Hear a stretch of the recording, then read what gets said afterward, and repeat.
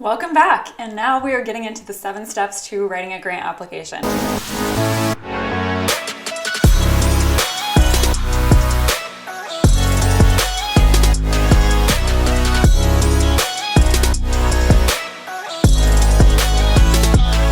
So step 1 is preparing for success. All right, so this is how you're going to organize your files, and if you're like, whoa, that's kind of a lot, just let me walk you through it. Okay, so first of all, every single project is going to have 4 subfolders: project management, funding research, grant applications, and just a general folder for resources. In the funding research folder, that's not what we're going to be talking about today. That is, though, module 2 in grant writing from start to funded, and that's where we talk about how you figure out how to research 100 plus grant opportunities, get that in the top of your funnel, and then systematically get that down to the top 2 to 5 grants that are actually worth your time to pursue, that you have the best chance of winning.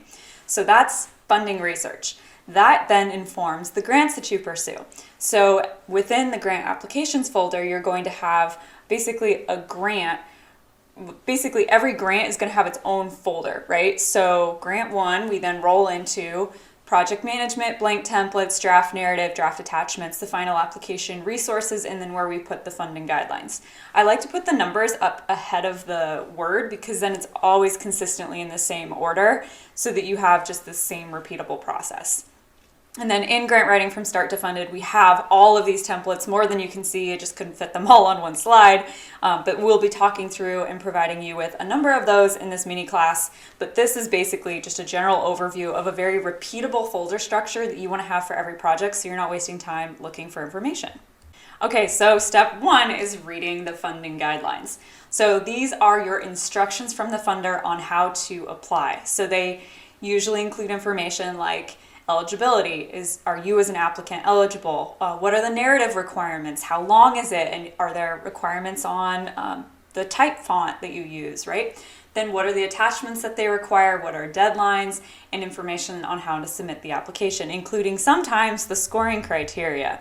So you're then going to prepare your narrative skeleton. So what is this thing? So a skeleton is your outline for the grant application.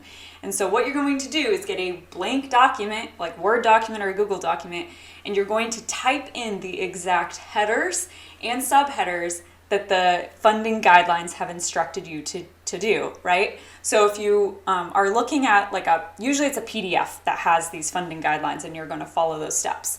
However, sometimes for those of you that are pursuing some smaller foundation grants, it's an online application. And in that instance, you're going to log into their online portal and look at what they ask for, like project overview, who do you serve, right? And then they have a room for a narrative response. You're going to take those questions and put them into the Google document, because you do not want to be answering in the online portal. Sometimes your work gets lost and you just can't edit it and make it really strong or repurpose that text, because the moment that basically you submit, that's gone, right? And we want to be able to have all of that language in one place so that you can make it really strong and also be able to repurpose it. Okay, so if you are given really nicely detailed funding guidelines, which is most common in federal and state grant applications, you're then going to also want to include the scoring criteria, which is how the funder evaluates you. And this helps you stay on track when you're responding to the narrative questions. So in the course, we go through this with an actual example, but it is a little bit advanced, so I'm not going there right now.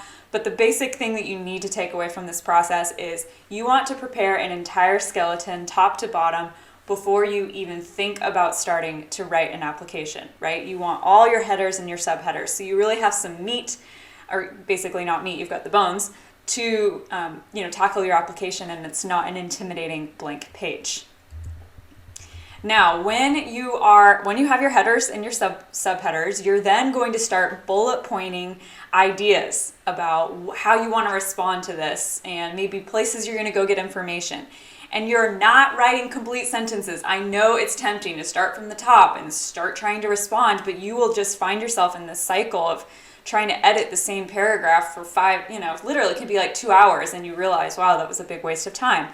So again, no complete sentences. We're not writing the narrative yet. You're just putting in, okay, I think this is some information I want to use for each section of this narrative.